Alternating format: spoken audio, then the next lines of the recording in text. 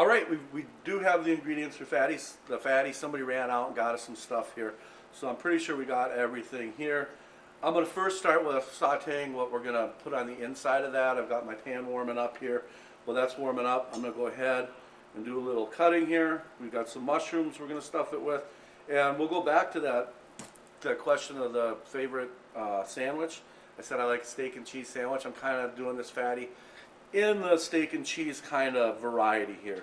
So I'm going to have in there is I'm going to have onion, I'm going to have some mushrooms, and I'm going to throw in some peppers.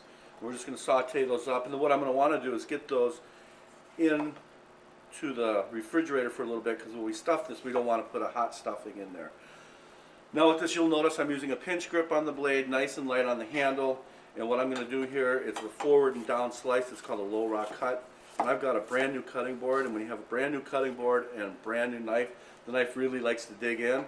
So it's really a good thing that you understand how the knife works, because if I push down at all, my knife is just going to stall. So I really want to surf on top of the board, and when I have a really sharp knife, brand new board, it really likes to stick. So I'm going to have to be extra careful here to go really light with my hands. So I'm going to utilize my claw grip here. I'm going to bring this hand up, and I always like to say, to do this, it's kind of squinch your hands up. It feels a little bit uncomfortable. But what I'm going to do is I'm going to take, you've got a ring finger, you've got your index finger, and you have your driving finger, right? Your driving finger is actually going to be touching the blade the whole time I'm doing this.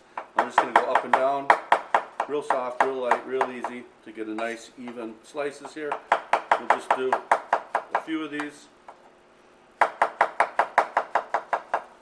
We don't need a ton for the filling. It's easy sometimes to overfill these, and when you overfill them, you just end up with a big mess. We don't want to do that. So this is, I've been using the low rock technique. This is a high rock. High rock is just like low rock, only it's higher. What I mean by that is I'm going to start up high here. When I make contact with the onion, my blade's going to be moving forward, so it's going to slice into the onion. If you ever put a blade on an onion and try to push down, sometimes you can't get through the skin. It seems ridiculous. You've got steel in your hand. But what you're doing is you're pushing. Knives are made to slice, so when I make contact with this, I'm going to be going slightly forward. It's going to slice in. I'm going to get the tip of the knife down on the board. I'm going to finish with that low rock cut again. Now on this part, a lot of people, when they cut an onion in half, they're going to put a bridge and they try to put the train through the bridge. Really doesn't make a lot of sense to do this. Get your knife here first, put the bridge over the top, same high rock into low rock. We're going to peel this. I'm just going to do a little julienne on this. To do that, I'm just going to do that same low rock cut. The more we do everything the same, the faster we're going to get, the better results we're going to have. And we'll do a little orange pepper in here because that's going to look pretty with the red and the white. Then we got the earth tones of the mushrooms, and then we're going to add some cheese to that. So it's going to be all good, all steak and cheesy. Steak and cheesy, that's a real word, right? So, butter in the pan. We're going to crank this up a little bit. I love these induction burners. I don't use them very often, but they heat up super fast. We're going to get this in here.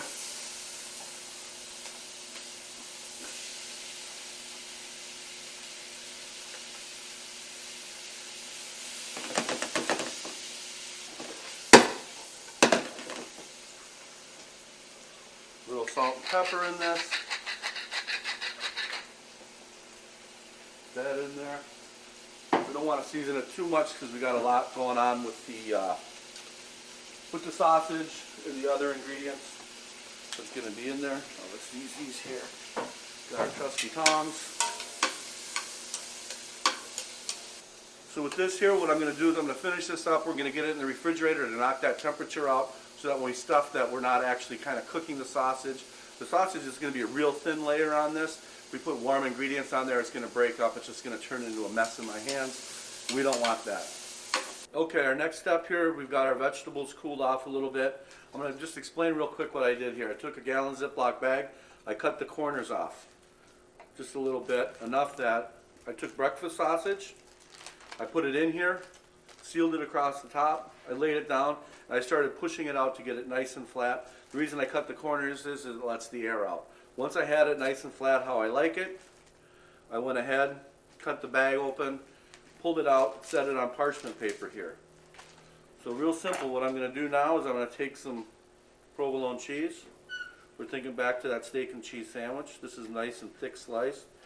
Remember I talked to it's easy to overstuff, so we're just going to get as much in here as I think we can hold without it breaking up too much.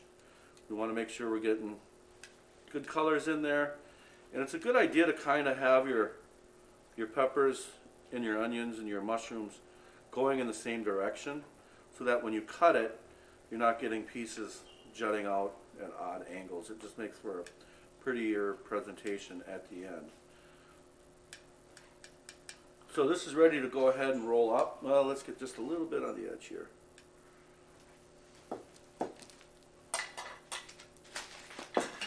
All I'm going to do to roll this up is I'm going to pull this up and over the top, like this.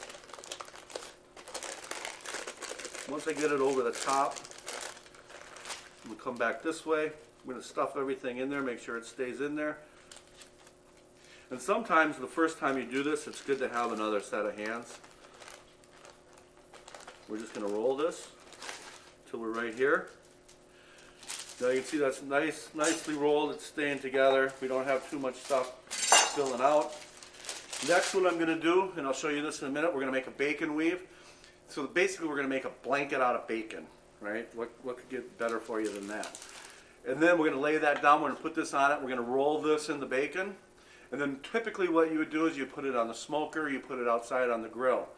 I don't have the luxury of having that here, but we do have this really nice little Wolf convection oven here, countertop model. We're going to go ahead and we're going to put it in that, and we're going to cook it probably about 40-45 minutes, something like that. We'll check the internal temperature, we'll pull it out. It's going to be nice. You'll see how it is. You're going to love it. It's simple to do. It just takes time to set up. Once you actually do the cooking, it's 45 minutes. You could roll this up in the morning, you'll be good to go. Okay, for our bacon weave, I've just laid out 6 pieces of bacon side by each. That means side by side. Put one strip here, go over the top, go over the top. We'll move our vegetables, go over the top. Now we're going to lay another piece of bacon right next to that last one, kind of, and we're going to pull these down, pull these down, pull these down. Then we're going to pull the other ones up. So we're just going every other.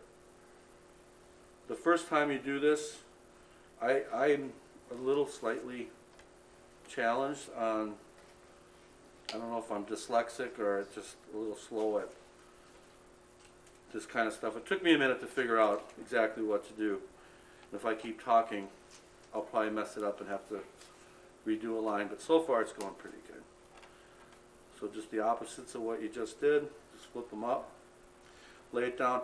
And the bacon's usually thicker on one side, thinner on the other, so I like to try to keep it same. So I'll flip it so that it'll stay a little bit more even. So what I'm saying there is thick side, thin side, then I go thick side, thin side.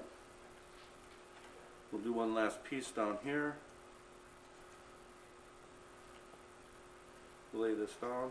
And so when you look at your bacon, when you go to buy it, make sure you got nice, this is thick sliced bacon, make sure you have nice pieces that aren't going to break on you. Try not to keep them cold. It's much easier to do this when they're cold. And what I'm going to do with this now is lay it right on here. We want the seam to be down, so I'm going to just lay it right here. You kind of go about 1/3 of the way up. You can take anything that falls out and just kind of poke it right in there. You can seal these edges up just a little bit. That's why working with cold meat is a little easier with this. We'll seal this up. Then all I need to do is take the edges here. I'm going to use a knife to get under here. Now it's important to use the Nakiri knife for this.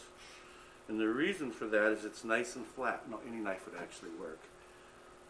So we're just going to keep rolling this, rolling this. Now you can see that we have a really nice fatty here. We're going to take this and we're going to put it on a piece of, like a half sheet pan. We're going to line it with foil, and I'll probably put I think I got a baker's rack in there. I'll put it on the baker's rack. We'll put it in the convection, probably about 370 I think I have it set at. That way it's going to crisp up the bacon. If your bacon's not crisp and you're at temperature, just flip the broiler on for a minute or two. Do not walk away from the broiler when you have bacon going in there, otherwise bad things are going to happen. Fire department will be there, and you know, it's all bad. So just make sure you don't walk away from the broiler. So I'm going to get this in, and then I'm going to show you the finished product in a little bit. All right, our fatty is done. It's a beautiful thing. Here we go. When we cut this, I'm going to use the reverse scallop. So it works like a serrated knife where it's back and forth, but because of the reverse scallop, it starts to slice and broadens the slice, so it's really not a rip and tear knife. So all I'm going to do is lay it on here, start back and forth. Nice crispy bacon. I'm going to do one, I'm going to do 2 cuts here. Now there's several things you can do with this. You can serve it as it is. Some people like to get a soft bun, put some mayonnaise on there. They really make it more healthy than it is. You see when we cut this open how it looks. That's pretty cheesy. And I'm going to tip this up so you can get a good shot there too of what's going on in there. That, my friends, is a fatty.